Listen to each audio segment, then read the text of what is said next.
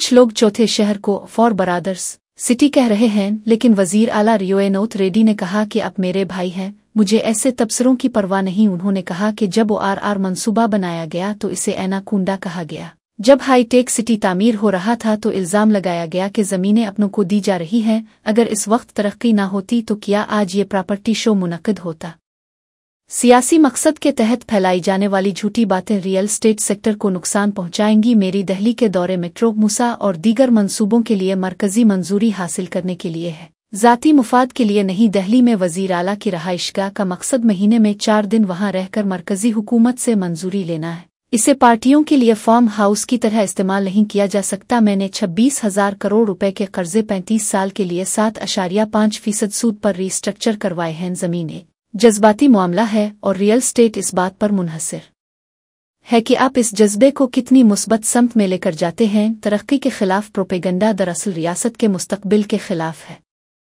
हमें मिलकर तरक्की के मंसूबों को आगे बढ़ाना होगा ताकि सरमायाकारी और रोजगार बढ़े।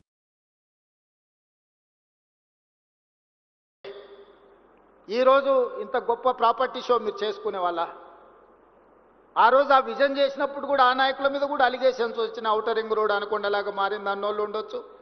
హైటెక్ సిటీ పక్కన వాళ్ళకి కావాల్సిన వాళ్ళకు భూములు ఉన్నాయి, ఆ భూముల కోసమే హైటెక్ సిటీ కట్టిండని అనుమానాలు ఉండొచ్చు, అపోహలు సృష్టించి ఉండొచ్చు,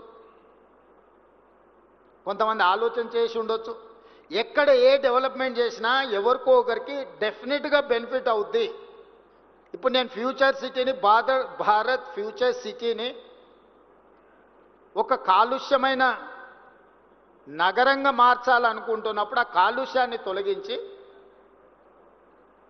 ఒక బ్రహ్మాండమైన నగరాన్ని నిర్మించాలని ప్రణాళికలు వేసినప్పుడు అది 4th సిటీ లేదా అది ఫ్యూచర్ సిటీ అని నేనంటే 4 బ్రదర్స్ సిటీ అని కొంతమంది అని ఉండొచ్చు. మీరే కదా నా బ్రదర్సు, మీకోసమే నేను డిజైన్ చేస్తున్నా.